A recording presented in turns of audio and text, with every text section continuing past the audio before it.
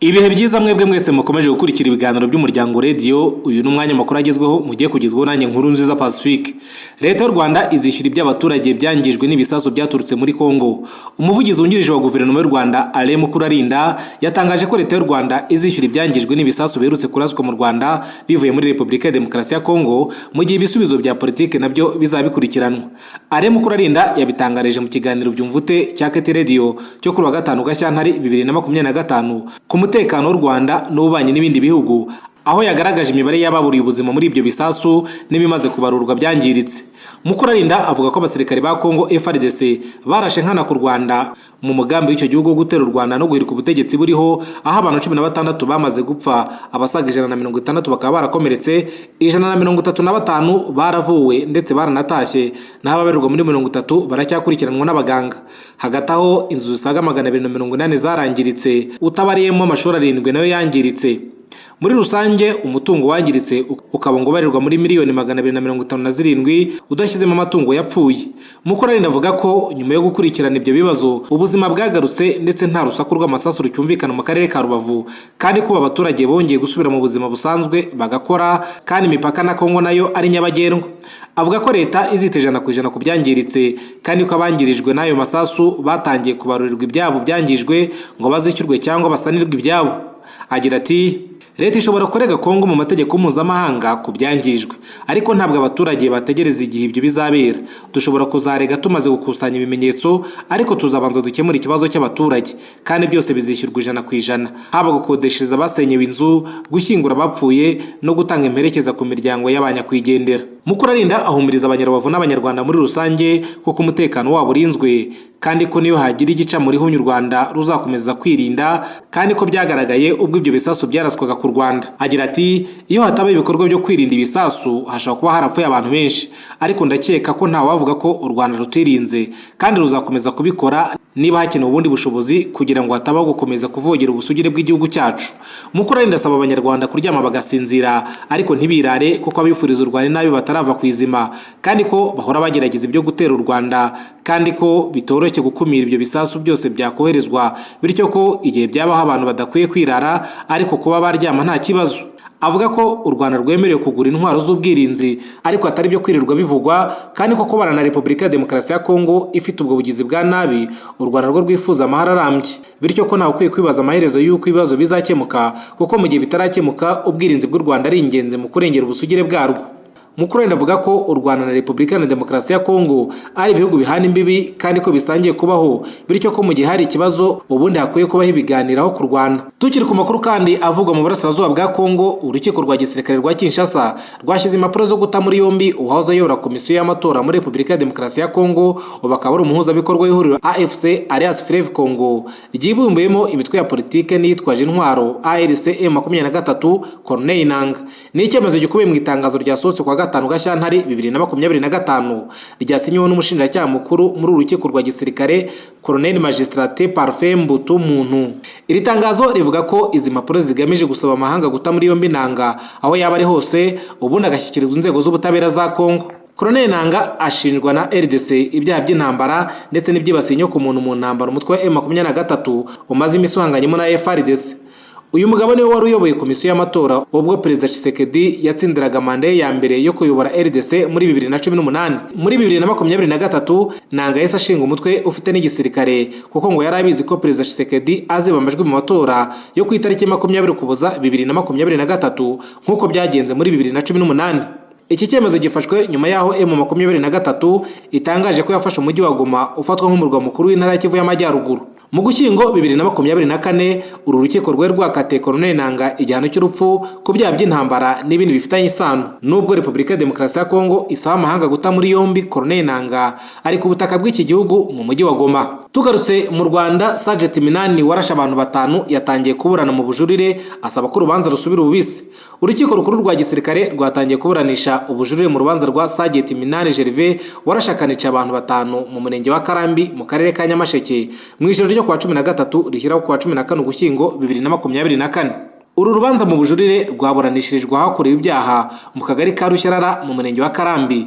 urukiko rukuru rwa gisirikare rwatangiye rusuzuma impamvu zateye Sergeant Minani Gervais kujurira icyemezo cy'urukiko rwa gisirikare rwari rwamuhanishije igifungo cya burundu. Sergeant Minani Gervais n'umwunganira mu mategeko Maître Murigande Jean Claude bagaragaje ko uregwa yaburanye afite ibibazo byo mu mutwe ndetse aburana atunganiwe, nyamara uburenganzira yemererwa n'amategeko.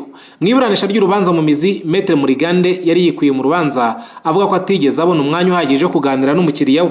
Urukiko rwasobanuye ko impande zose zirebwa n'uru rubanza zahawe icyemezo cya muganga cyerekana ko nta burwayi Sergeant Minani afite, bituma urubanza rukomeza ndetse uregwa aburana ku bushake bwe kandi yemera ibyaha yashinjwaga. Urukiko kandi rwibukije ko urubanza rwabanje gusubikwa rutegereje raporo ya muganga rukaza kuburanishwa ku rwego rwa mbere ari uko iyo raporo ibonetse. Ubushinjacyaha bwa gisirikare bwashimangiye ko uregwa agamije gutinza urubanza kuko ubwo yaburanye atabihatiwe kandi yaranafite uburenganzira bwo kutaburana. Sergeant Minani Gervais n'umwunganizi we basabye ko icyemezo cy'urukiko rwa gisirikare cyamuhamije ibyaha cyateshwa agaciro, urubanza rugatangira bundi bushya ndetse rukaburanishwa n'urukiko rukuru rwa gisirikare. Ku itariki ya 9 Ukuboza 2024 urukiko rwa gisirikare rwari rwahamije Sergeant Minani Gervais ibyaha bitatu birimo ubwicanyi buturutse ku bushake, gukoresha intwaro bidategetswe n'umukuru no kwangiza, kwiba no kuzimiza ku bushake igikoresho cya gisirikare. Ni ibyaha yakoze ku itariki 13 Ugushyingo 2024 aho yarasiye abantu mu kabari ko mu isantere Rushyarara mu mudugudu w'urubyiruko mu karere ka Nyamasheke, rwamukatiye igihano cyo gufungwa burundu no kwamburwa impeta zose za gisirikare. Naho kuri wa gatatu, nyuma y'iminsi mike Perezida Donald Trump akangishije guhagarika inkunga igenerwa igihugu cya Afurika y'Epfo, umunyamabanga wa Leta Zunze Ubumwe za Amerika Marco Rubio ntazitabira inama y'ibihugu 20 bikize kurusha ibindi ku isi izabera muri Afurika y'Epfo. Afurika y'Epfo izakira inama y'abaminisitiri b'ububanyi n'amahanga bo mu itsinda rya G20 kuva ku itariki 20 kugera kuri 21 Gashyantare i Johannesburg. Afurika y'Epfo kandi niyo iyoboye G20 kuva mu Ukuboza 2024 kuzageza mu Gushyingo 2025. Ku cyumweru Trump yavuze ko nta bimenyetso atanze ko Afurika y'Epfo irimo kwambura ubutaka abaturage kandi ko abantu bamwe bafatwa nabi cyane. Yavuze ko azagabanya inkunga Amerika iki gihugu kugeza iki kibazo gikorewe iperereza. Perezida Cyril Ramaphosa we yashyigikiye politiki y'ubutaka muri Afurika y'Epfo nyuma y'iterabwoba rya Trump, avuga ko guverinoma itigeze ifatira ubutaka na bumwe kandi ko politiki yari igamije guharanira ko abaturage babona ubutaka mu buryo bungana. Robert yagize ati Afurika y'Epfo ikora ibintu bibi cyane, kwambura umutungo bwite, gukoresha G20 mu guteza imbere ubufatanye, uburinganire ndetse no kuramba. Mu yandi magambo, DEI ni imihindagurikire y'ikirere. Minisitiri w'ububanyi n'amahanga ya Afurika y'Epfo yasubije ko nta kwamburwa ubutaka cyangwa umutungo bwite bidakurikije amategeko. Trump yinubiye politiki y'ubutaka muri Afurika y'Epfo. Umuherwe ukomoka muri Afurika y'Epfo Elon Musk wegereye Trump nawe yashinje Afurika y'Epfo nta bimenyetso bifatika kuba ifite amategeko agenga uburenganzira bw'ivangura ku mugaragaro, yerekana ko abazungu aribo baziwe. Ikibazo cyo gutunga ubutaka kirakomeye cyane muri Afurika y'Epfo kubera umurage w'ibihe bya gikoloni n'ivangura rya apartheid, aho abirabura bambuwe amasambu yabo bakamburwa uburenganzira ku mutungo. Abafite uruhu rwera baracyafite 3/4 by'ubutaka buhingwamo muri Afurika y'Epfo, bitandukanye n'ubungana na 4% bufitwe n'abirabura, bangana na 80% by'abaturage ugereranyije n'8 by'abazungu nk'uko byagaragajwe n'ubugenzuzi bw'ubutaka muri 2017. Ahanini mu rwego rwo gukemura ubwo busumbane, Ramaphosa yashyize umukono ku itegeko mu kwezi gushize ryemerera leta gufata ubutaka ku nyungu rusange, ibintu ubuyobozi bwa Trump buvuga ko bidasobanutse. Perezida wa Leta Zunze Ubumwe za Amerika Donald Trump yasinye itegeko rikumira abihinduje ibitsina mu mukino cyangwa amarushanwa yagenewe abagore. Donald Trump akigera ku butegetsi yasinye itegeko ribuza abana bahuje ibitsina kujya mu gisirikare. Nyuma y'igihe gito avuga ko agomba gushyiraho amategeko na politike bihindura ibintu ku buryo abantu bihinduje igitsina azabirukana mu mirimo itandukanye. Nyuma y'iminsi 7 akumiriye abihinduje igitsina mu gisirikare, yageze no muri siporo asinya itegeko rikumira abagabo mu mikino y'abagore. Ubwo yashyiraga umukono kuri iryo tegeko ku munsi wahujwe n'umunsi wahariwe imikino y'abagore tariki ya 5 Gashyantare, yavuze ko ubu none intambara yabaga mu mikino y'abagore irangiye.